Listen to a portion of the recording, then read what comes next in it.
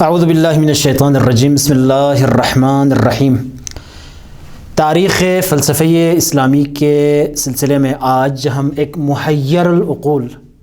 شخصیت، ایک علمی سیاسی شخصیت کے بارے میں اور ان کے فلسفی کاموں کے بارے میں گفتگو کریں گے، جن کا نام خواجہ طوسی، خواجہ نصیر الدین طوسی ہیں۔ ان کی اگر ولادت اور زندگی کے حوالے سے اگر بات کی جائے تو ان کا نام محمد بن محمد حسن لکھا گیا ہے اور ان کی ولادت 597 ہجری میں ہوئی ہے۔ نام سے ہی ظاہر ہے طوسی کہا جاتا ہے، طوس میں ان کی ولادت ہوئی ہے۔ ان کے والد اپنے زمانے کے مشہور فقیہ اور محدث تھے،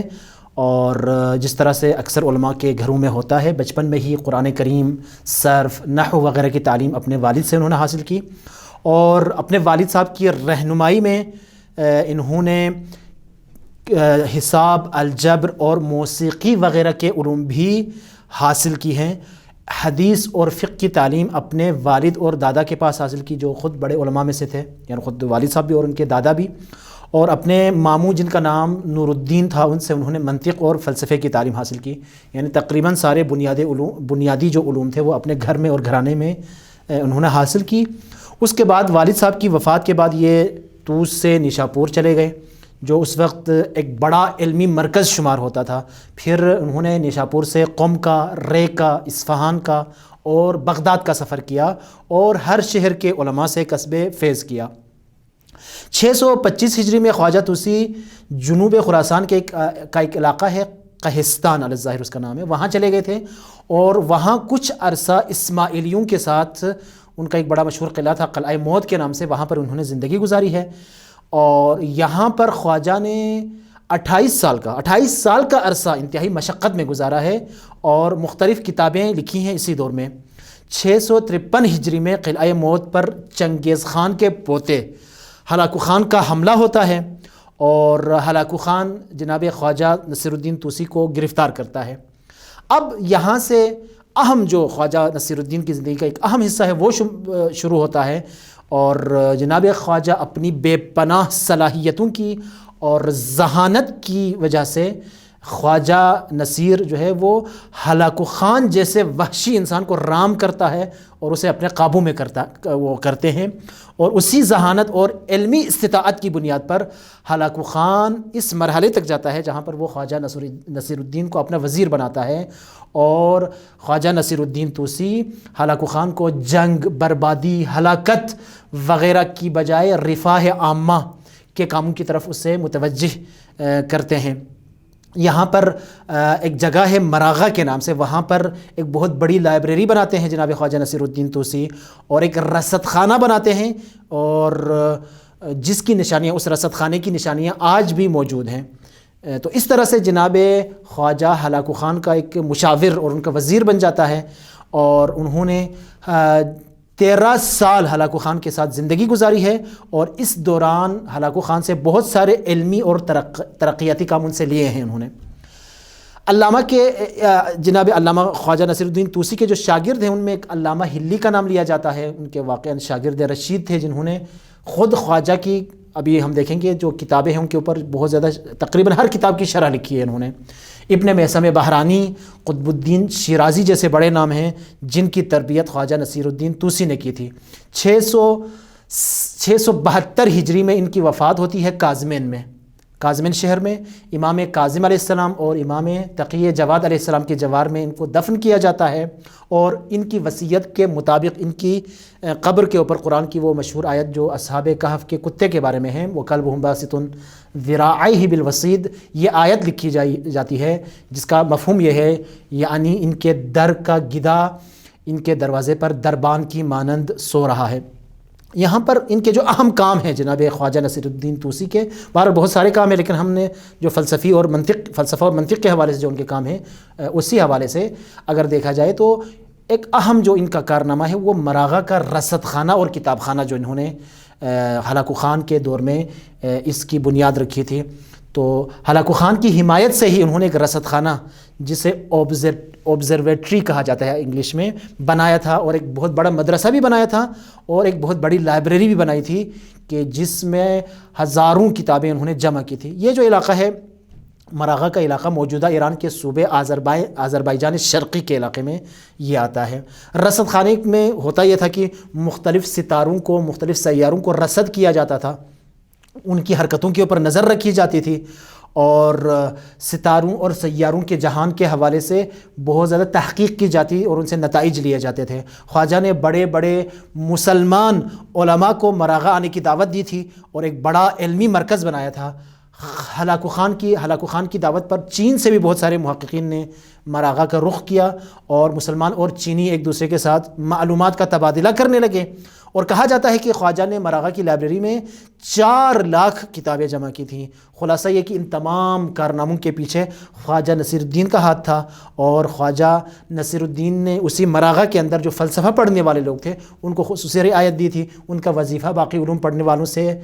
کچھ زیادہ معین کیا ہوا تھا، جس کی وجہ سے فلسفے کی طرف توجہ زیادہ ہوئی اور بہت سارے لوگ فلسفہ پڑھنے لگے۔ ان کے علمی مقام کے حوالے سے اگر ہم گفتگو کریں تو ان کو معلم ثالث کا لقب دیا گیا ہے۔ معلم اول ارسطو کو کہا جاتا ہے، معلم دوم فارابی کو کہا جاتا ہے، اور خواجہ کو معلم ثالث کا لقب دیا ہے بعض نے۔ ارسطو ثانی بھی کہا گیا ہے، فخر الدین کہا گیا ہے، فخر ملت کہا گیا ہے،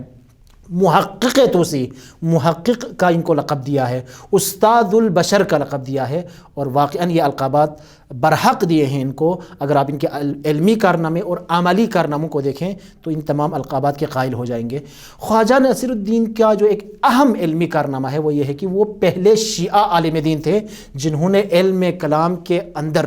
فلسفی روش کو رواج دیا ہے، اور اسی روش کو بعد میں آنے والے تمام علماء نے قبول کیا ہے، وہ سارے اسی روش سے متاثر ہوئے ہیں، اور علم کلام کے اندر اب اسی کام کے حوالے سے جو ان کی اہم کتاب ہے تجرید الاعتقاد، اس کا اثر اتنا زیادہ تھا کہ بہت سارے، یعنی میں سینکڑوں میں کہہ سکتا ہوں، علماء نے اس کتاب کے اوپر شرح لکھی ہے۔ شیعہ سنی علماء نے بہت ساروں نے حاشیے لگائے ہیں اس کتاب کے اوپر۔ سنی فلسفی فخر الدین رازی کے جو فلسفی اشکالات تھے جناب ابن سینا کے، ان کا انہوں نے محکم انداز میں جواب دیا ہے، اور علامہ ہلی جیسے شاگرد کی انہوں نے تربیت کی ہے۔ ان کی جو کتابیں ہیں بہت زیادہ ہیں، بعض نے 272 تک ان کے کتابوں اور رسالوں کی تعداد جو ہے وہ لکھی ہے، لیکن یہاں پر صرف ہم کچھ عقلی اور حکمی موضوعات کے اوپر ان کی کچھ کتابوں کا مختصر تعارف آپ کی خدمت میں پیش کرتے ہیں۔ ان کی ایک کتاب ہے اخلاق ناصری کے نام سے، حکمت عملی کے موضوع پر یہ کتاب ہے۔ انفرادی، خانوادگی اور اجتماعی اخلاق کے حوالے سے انہوں نے گفتگو کی ہے۔ کہا جاتا ہے کہ قہستان کے جو اسماعیلی حاکم تھے ابتدائی دور میں، جب خان کے حملے سے پہلے، تو وہاں کا جو اسماعیلی حاکم تھا ناصر الدین محتشم ان کا نام تھا، ان کی درخواست پر خواجہ نے یہ کتاب لکھی ہے، اور ان کا نام چونکہ ناصر الدین تھا، اسی نام پر اس کتاب کا نام، انہی کے نام پر اس کتاب کا نام اخلاق ناصری رکھا گیا ہے۔ کتاب کے مقدمے میں حاکم کی تھوڑی بہت تعریف بھی کی ہے انہوں نے، جسے بعد میں حذف کر دیا گیا۔ اس کتاب میں ابو علی مسکویہ کی کتاب تہذیب الاخلاق کا ایک حصہ وہ بھی شامل ہے، اس کا انہوں نے ترجمہ کیا تھا۔ کافی عرصے تک یہ کتاب ایران میں، ہندوستان میں رائج تھی اور متعدد بار چھپ بھی چکی ہے۔ عقلی روش کے ساتھ اخلاقی مسائل کی انہوں نے کے حوالے سے گفتگو کی ہے۔ کتاب ایک مقدمہ اور 3 مقالوں پر مشتمل ہے، اور بہت سارے علماء نے اس کتاب کی شرح لکھی ہے، اور بہت ساروں نے اس کتاب کی تلخیص بھی لکھی ہے جو خود اس کتاب کی اہمیت کو بیان کرتی ہے۔ ان کی ایک اور کتاب اساس الاقتباس کے نام سے ہے، منطق کے موضوع پر یہ کتاب ہے، فارسی زبان میں لکھی گئی ہے۔ گزشتہ علماء کے آراء کو بیان کیا گیا ہے، اور آخر میں اپنی رائے پیش کی گئی ہے۔ ابن سینا کی کتاب الشفا کے بعد اس موضوع پر، یعنی منطق کے موضوع پر، اہم ترین اور ضخیم ترین کتاب شمار ہوتی ہے۔ منطق کے تمام علوم اور فنون پر مشتمل ایک جامع کتاب ہے۔ کتاب ایک مقدمہ اور 9 مقالوں پر مشتمل ہے۔ ہر مقالہ مختلف فنون کے اوپر اور ہر فن مختلف فصلوں کے اوپر، فصول کے اوپر یہ مشتمل ہے، اور عربی زبان، چونکہ اصل کتاب فارسی میں تھی، عربی زبان سمیت مختلف زبانوں میں اس کتاب کا ترجمہ ہو چکا ہے۔ اور علامہ حلی نے اسی کتاب کی شرح لکھی ہے جوہر نزید، الجوہر النضید کے نام سے، اور انتہائی اہم شرح شمار ہوتی ہے۔ انتہائی اہم کتاب خواجہ کی ایک اور شرح اشارات و تنبیہات کے نام سے ہے۔ ابن سینا کی کتاب تھی اصل میں اشارات و تنبیہات، اس کتاب کی انہوں نے شرح لکھی ہے، اور حل مشکلات اشارات کے نام سے، یعنی ابن سینا کی کتاب کے اندر جو مشکلات تھیں اس کو حل کیا، اس کو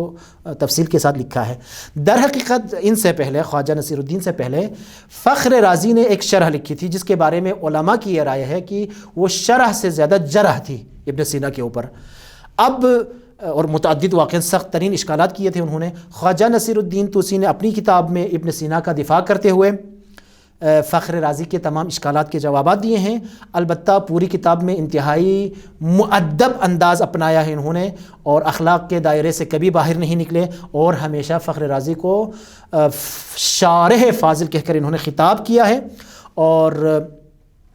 علامہ حلی جب بعد میں آئے، انہوں نے خواجہ کی شرح کو آگے جا کر مزید اس کی تشریح کی ہے، اور عبد الرزاق لاہیجی جو اہل سنت علماء میں سے تھے، ان سمیت بہت سارے علماء نے اس شرح کے اوپر اپنے حاشیے لگائے ہیں۔ ایک اور اہم کتاب جناب فخر رازی کی، جس کے حوالے سے پیچھے بھی تھوڑی سی گفتگو ہوئی، وہ ہے تجرید الاعتقاد، علم کلام کے موضوع پر، عقائد کے موضوع پر ایک اہم ترین کتاب، فلسفی روش کے ساتھ یہ کتاب لکھی گئی ہے۔ شیعہ عقائد کو عقلی اور نقلی بنیادوں پر ثابت کیا ہے، اور خود اس کتاب کے اوپر بھی بہت سارے شیعہ علماء نے، بہت سارے سنی علماء نے شروحات لکھی ہیں اور حواشی لکھے ہیں۔ بعض علماء نے ان شروحات اور حواشی کی تعداد 200 تک بیان کی ہیں۔ اسی سے واضح ہوتا ہے کہ کتنی اہم کتاب تھی۔ اہل سنت علماء میں سے جناب قوشجی نے شرح لکھی ہے۔ شہید مطہری کے بقول خواجہ نصیر الدین طوسی نے اس کتاب کے ذریعے سے، تجرید الاعتقاد کے ذریعے سے، علم کلام کو ایک جدلی علم سے برہانی علم میں تبدیل کیا ہے۔ کچھ کتاب کے شروع میں مباحث جو امور عامہ ہیں، یعنی عام جو فلسفے کی بحثیں ہیں وہ کی ہیں، اس کے بعد توحید، نبوت، امامت، معاد وغیرہ کے حوالے سے انہوں نے گفتگو کی ہے، اور ہر موضوع کے پر محکم دلیلیں قائم کی ہیں۔ اکثر محققین کے نزدیک یہ کتاب کلام شیعی کے اندر، شیعہ جو علم کلام ہے اس کے اندر ایک نقطۂ عطف شمار ہوتی ہے، جہاں خواجہ نصیر الدین طوسی نے مشائی فلسفے کو شیعہ علم کلام کے ساتھ ملایا ہے، اور ایک ایسا تعلق برقرار کیا ہے فلسفہ اور کلام کے درمیان کہ مختلف شکلوں میں فلسفہ اور کلام کا یہ رابطہ اور یہ تعلق آج بھی باقی اور برقرار ہے۔ بہرحال ان موضوعات کے علاوہ اور ان کتابوں کے علاوہ علم ہیئت اور علم نجوم کے حوالے سے بھی خواجہ نصیر الدین طوسی کا بہت اہم کام ہے۔ ان کی ایک کتاب ہے تذکرہ نصیریہ، اسی حوالے سے جو انتہائی زیادہ شہرت رکھتی ہے۔ بہرحال فلسفی اور کلامی تاریخ میں خواجہ نصیر الدین طوسی کا نام ہمیشہ زندہ رہے گا، ایک اہم نام ہے۔ ان کو